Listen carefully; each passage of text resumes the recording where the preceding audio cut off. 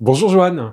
Bonjour Saïd. Bonjour Joanne. Bonjour Justine. C'est parti pour la 4e édition du sommet de l'inclusion économique. C'est une édition un peu particulière parce qu'on a choisi le thème des transitions. C'est un sujet qui est important pour nous parce que qui dit transition dit rebond à un moment donné, possibilité effectivement d'accompagner des mutations d'entreprise. Donc il y a la transition qui est autour de la notion de l'écologie, la transition numérique avec l'intelligence artificielle et plein de métiers qui émergent, la transition démographique, tous ces sujets, c'est des bons sujets sur lesquels on peut réfléchir et probablement en fait créer des dynamiques autour de l'inclusion économique dans la durée. Merci au groupe ADECO d'accompagner ce mouvement, d'apporter une dynamique plus forte. Qu'est-ce qui motive le groupe ADECO de rejoindre cette 4e édition aujourd'hui? Alors déjà, merci Saïd et merci à la Fondation Mosaïque de nous y convier et de nous y convier de nouveau, parce que tu l'as dit, nous sommes partenaires cette année comme on l'a été les années précédentes. Et toutes les transitions que tu as citées, elles impactent le marché du travail déjà aujourd'hui et demain plus encore. Et quand on est le groupe ADECO, qu'on est intermédiaire sur ce marché du travail, qu'on est leader de notre secteur d'activité, on a une conviction qui nous anime, c'est que dans ce marché du travail, aujourd'hui et plus encore demain, chacun doit avoir sa place, quelle que soit son origine, son sexe, sa situation de handicap éventuelle, sa singularité. Tout le monde doit pouvoir trouver sa place et nos entreprises, et la nôtre en particulier, a cette responsabilité d'accompagner chacun des individus, chacun des candidats et des candidates, chacun des employeurs, des organisations, à réussir cette transition inclusive. Et justement, vous, quelles sont vos actions que vous mettez en place, donc des actions inclusives au sein de ADECO? Peut-être d'abord, je rappellerai que en France, près de la moitié des demandeurs d'emploi sont des personnes considérées comme éloignées de l'emploi ou en situation de fragilité, bénéficiaires des minima sociaux, en situation de handicap, résidents de quartiers prioritaires. Dit autrement, des personnes qui, toutes choses égales par ailleurs, n'ont pas, pour des raisons qui ne sont pas intrinsèques à elles-mêmes, n'ont pas les mêmes chances que les autres d'accéder et de s'épanouir dans l'emploi. Donc il y a une vraie inégalité en fait. Il y a une vraie inégalité. Et dans les actions qu'on peut mettre en place, j'ai en tête deux illustrations. La première, c'est la lutte contre les discriminations. Au sein du groupe ADECO, 100% de nos collaborateurs et collaboratrices sont formés à recruter sans discriminer. C'est l'ensemble de nos recruteurs, mais c'est l'ensemble de nos collaborateurs, quelle que soit leur fonction, qui suivent obligatoirement cette formation. Grosso modo, c'est combien de collaborateurs aujourd'hui? 15 000 collaborateurs. Donc les 15 000 collaborateurs sont formés à la non-discrimination. C'est des modules qui durent combien de temps? Alors, 1 heure pour le premier module, qui est ensuite prolongé par un deuxième module qui lui aussi dure environ 1 heure, puisqu'il est adaptatif, c'est-à-dire qu'il s'adapte aux connaissances et à l'expérience de chacun de nos collaborateurs et collaboratrices. Donc pour certains, ça va un peu plus vite que d'autres. Et puis le dernier module de formation, dans lequel on a notamment inclus un module d'intelligence artificielle, lui prend 3 heures, puisqu'il prend la forme d'un coaching individualisé de nos collaborateurs et collaboratrices. Sur mesure, en fonction du caractère du collaborateur. Oui, tout à fait. Tout à fait. Donc tu disais un programme de lutte contre les discriminations avec des engagements de formation. Voilà. Et ça, c'est un programme très complet de lutte contre les discriminations, parce que laisser un moment la place à des préjugés, des représentations, à des biais discriminatoires, c'est in fine passer à côté d'un talent, c'est se priver de compétences dont nos entreprises, nos organisations ont besoin. Et au moment où on parle de transition, comme tu l'as dit, on peut plus se permettre de passer à côté. C'est déterminant, et donc la formation de nos collaborateurs, c'est indispensable, et il y a aucun échappatoire, comme il n'y a aucune opportunité commerciale qui permettrait de dire oui à la discrimination. Aujourd'hui, la lutte contre les discriminations, c'est tolérance zéro, c'est une formation obligatoire pour l'ensemble de nos équipes. Et puis je vais prendre une deuxième illustration sur les quartiers. Et donc le groupe ADECO est signataire depuis l'origine du pacte pour l'emploi dans les quartiers par les entreprises.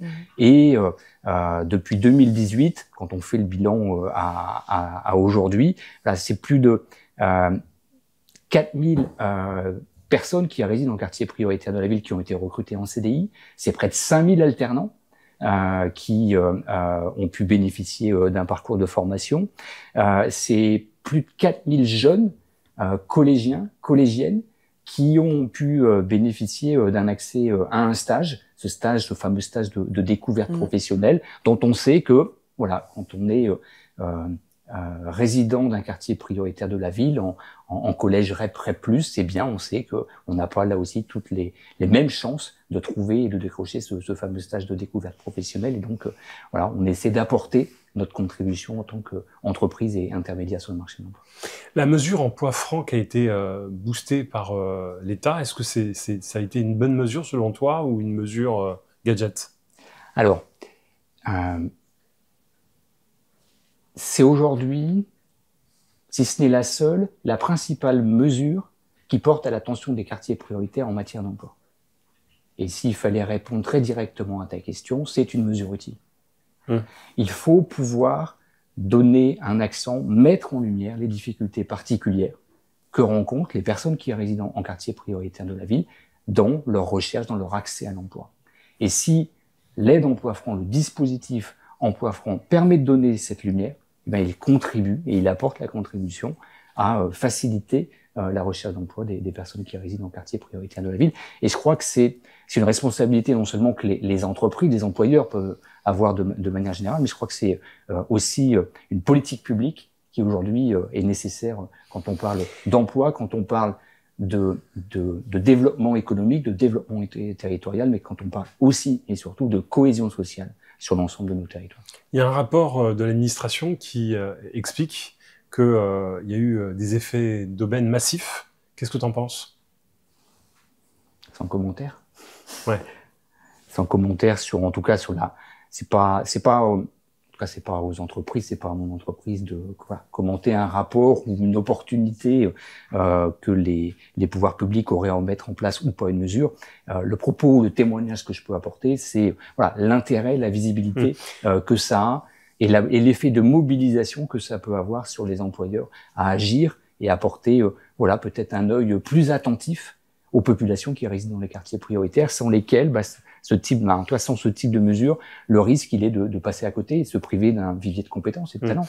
Mais il y a peut-être, en fait, plutôt que d'arrêter en fait le financement des emplois francs, il y avait peut-être aussi l'idée de mieux accompagner la mesure et le déploiement de la mesure sur les territoires. À coup sûr. En tout cas, le groupe ADECO, on est totalement à disposition des pouvoirs publics, totalement investi dans le PAC, comme je le soulignais tout à l'heure, voilà, pour apporter nos réflexions, notre contribution à l'évolution, mais en tout cas à préserver une attention particulière à l'attention des quartiers prioritaires de nos territoires. Ça me semble essentiel aujourd'hui que les pouvoirs publics aient cette attention et que ça puisse venir voilà, soutenir, encourager les employeurs dans leur mobilisation et dans leurs engagements inclusifs. Je vais sortir un peu de cette dimension macroéconomique pour m'intéresser à votre parcours, parce que je sais que souvent certains parcours de grands dirigeants sont inspirants. Est-ce que vous pouvez nous parler de vous? Alors, je le peux. Donc, je m'appelle Johan Titran. Je travaille depuis 20 ans au sein du groupe ADECO. J'y suis entré en tant que stagiaire. Je suis aujourd'hui directeur de l'impact social et environnemental pour le groupe en France. Et donc, à ce titre, je suis membre du comité exécutif. Et voilà, tout au long de ces 20 années, voilà, j'ai placé l'humain, la recherche de l'impact social et environnemental, voilà, au cœur de ma trajectoire professionnelle, parce que j'ai la conviction que dans la réussite des organisations, bien sûr, voilà, le capital économique est indispensable, mais que sans le capital humain, il n'y a pas de capital économique, et dit autrement, il n'y a pas de performance si on n'associe pas, si on conjugue pas, si on concilie pas un impact social, un dividende social, un dividende économique et même, bien sûr, aujourd'hui, un dividende environnemental. Justement, donc on parle un peu de dimension écologique. Est-ce que vous pensez que les emplois verts de demain puissent être des opportunités professionnelles et inclusives pour des jeunes talents?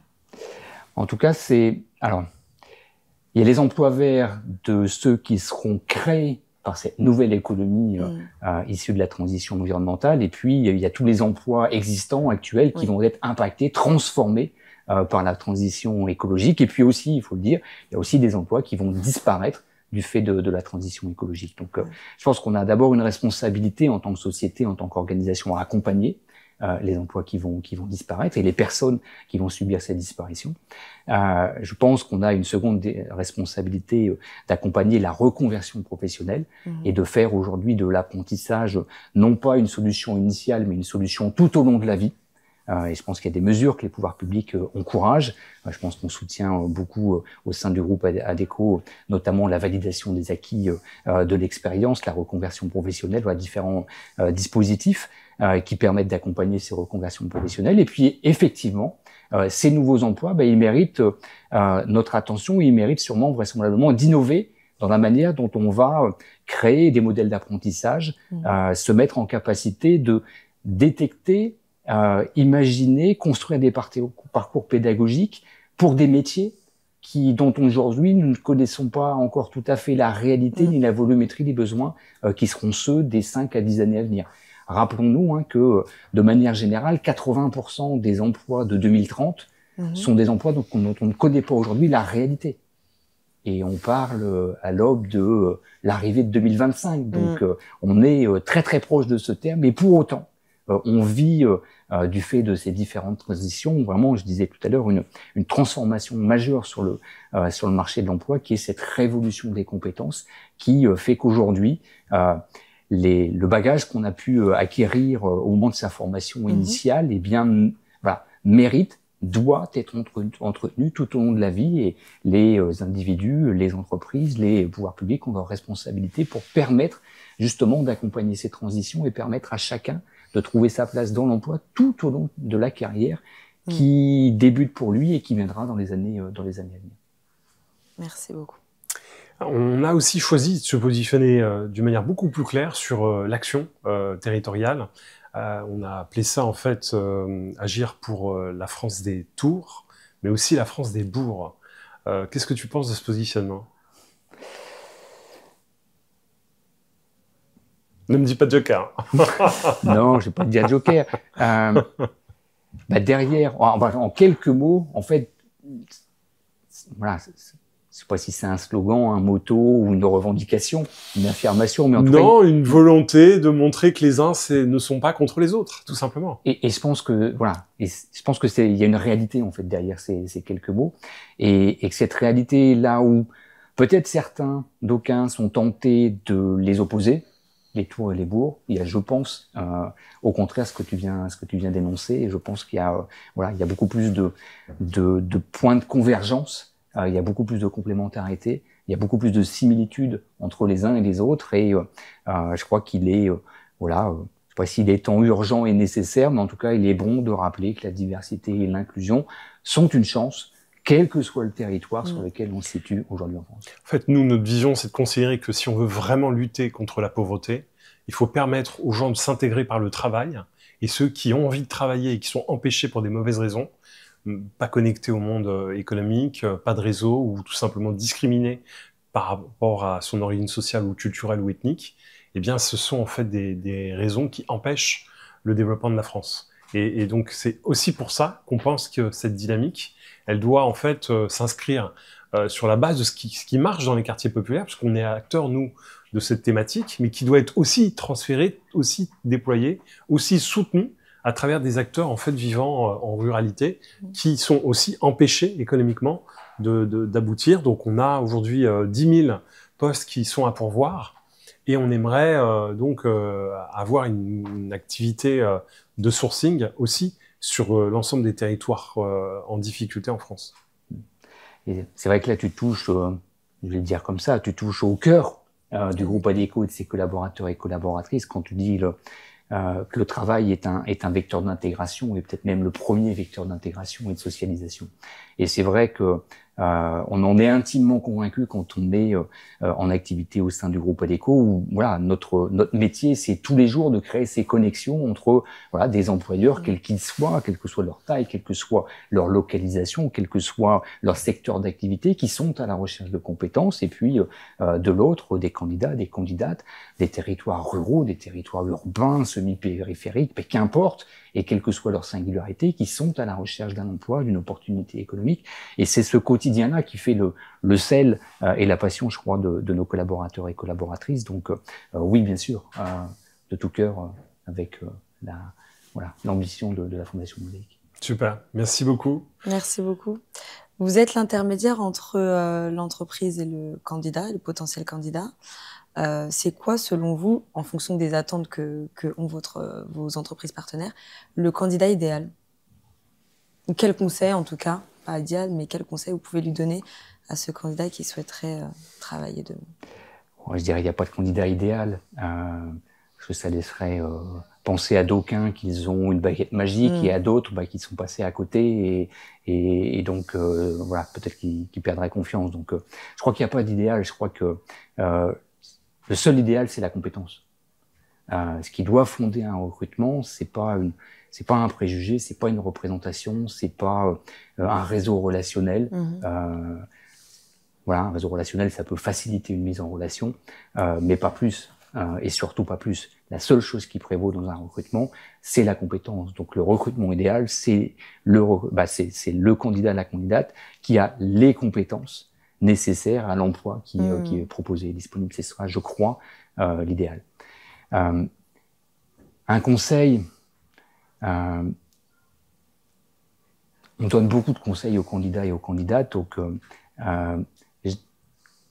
j'en donnerai pas un de plus. Je leur donnerai peut-être un message, un seul message, voilà, à l'ensemble des candidats et des candidates qui nous écoutent ou qui nous regardent. Je leur dirai: vous avez notre confiance. Vous avez notre confiance. Quand on recherche un emploi, chercher un emploi, c'est pas toujours facile. C'est pas une évidence. C'est presque un vrai métier que de chercher un emploi. Et donc, voilà, j'ai envie de leur dire qu'ils ont notre confiance, ils ont la confiance des acteurs économiques et des entreprises. Peut-être on leur dit pas assez, mais en tout cas, moi, c'est ce que j'ai envie de leur dire. Et puis aux employeurs, parce que tu ne m'as pas encore posé la question, Justine, mais voilà, j'ai aussi envie de répondre à la question. Et aux employeurs, que leur dirais-tu? Je leur dirais de pas seulement attendre que les candidats postulent voilà, aux offres, à leur site internet, au job dating auquel ils participent, etc., quelles que soient leurs initiatives. Je leur dirais aussi d'aller vers ces candidats et ces candidates. Et je pense notamment voilà, à tous ceux qui sont un peu plus éloignés, qui sont, encore une fois, qui résident dans les quartiers ou qui résident plutôt à la campagne et qui, voilà, peut-être n'ont pas ce réflexe ou n'ont pas la facilité à se rendre ou à accéder au lieu où se situe la recherche d'emploi. Je pense qu'on a aussi, en tant qu'employeur aujourd'hui, pour réussir cette transition inclusive, eh bien, à aller vers les candidats et les candidates. Je pense que c'est un chemin sur lequel chacun, candidat et employeur, on a un pas à faire. Super. Dernière question, on conclut là-dessus? Je crois qu'on a vaguement parlé de l'IA, non? Oui, on peut peut-être effectivement repréciser, tu as raison. Ouais. Ouais. L'IA, vous, dans votre métier, est-ce que vous utilisez l'intelligence artificielle, peut-être dans le recrutement ou peut-être... Oui, aujourd'hui, l'IA, elle s'inscrit tout au long, en fait, de la chaîne du recrutement. De la création du CV, la génération des annonces, jusqu'à la formation de nos collaborateurs et collaboratrices. Je vais prendre 3 exemples rapidement. Je disais la création de CV. Nos équipes ont développé ce qui s'appelle le CV Maker inclusif. Alors en bon français, c'est quoi? Pour un peu démystifier l'appellation, c'est un générateur automatique de CV 100% accessible et qui, par la reconnaissance vocale et l'intelligence artificielle, va permettre à tout candidat, et notamment aux candidats en situation de handicap ou éloignés de l'emploi, eh bien de disposer facilement, rapidement d'un CV professionnel. Et donc de lever ce frein à l'emploi que peut-être, pour certains candidats et candidates, eh bien la capacité à créer un CV qui soit au bon format, en tout cas au format attendu par les recruteurs. C'est un outil d'accès libre? C'est un outil qui se disait, il est simple et rapide, et effectivement, il est en accès libre, il est totalement gratuit sur le site adecco.fr. Première illustration. Deuxième illustration sur la rédaction des annonces. On a là aussi designé une solution de job posting qui permet d'automatiser, sous le contrôle de l'humain, la rédaction, une grande partie de la rédaction des annonces. Ça permet de gagner du temps parce que on va 70% plus vite avec la machine que par le geste humain. Ça permet d'une part de libérer du temps pour se concentrer à l'entretien avec le candidat et la candidate plutôt qu'à la rédaction de l'annonce, qui est plutôt une tâche entre guillemets administrative, et c'est absolument rien de péjoratif, mais la machine nous permet ce gain de temps-là. Et puis, le deuxième avantage que ça a, c'est que l'IA, en tout cas telle qu'on se la représente au sein du groupe Adecco, on la veut une IA responsable et inclusive. Et donc, on travaille à modéliser une intelligence artificielle qui nous permette d'aller plus loin dans la rédaction d'annonces inclusives. Donc, dans lesquelles, là aussi, voilà, parfois les biais ou les représentations que les mots peuvent avoir, eh bien, on les évite pour les remplacer par un langage qui soit inclusif et qui va faciliter la candidature des personnes en recherche d'emploi et qui va réduire l'autocensure. Et là, sur les premiers tests, on a des retours très très positifs sur la volumétrie de candidats, sur les annonces inclusives qu'on peut commencer à diffuser. Deuxième illustration, et puis une dernière illustration très rapide. Je disais jusqu'à la formation de nos collaborateurs et collaboratrices. On parlait tout à l'heure de formation à la lutte contre les discriminations. On a inséré dans l'un de nos modules de formation à la non-discrimination un module d'intelligence artificielle pour analyser la capacité d'argumentation et de nos collaborateurs et collaboratrices à faire face à une demande discriminatoire pour leur permettre de se professionnaliser de manière tout à fait personnalisée et de, encore une fois, centrer le recrutement uniquement sur les compétences. Très bien. Merci beaucoup, Joanne. Merci à tous les deux. Ces réponses très claires. On vous donne rendez-vous le 25 et 26 novembre prochain. Pour le sommet de l'inclusion économique. Au ministère de l'économie. À bientôt, Joanne. À bientôt.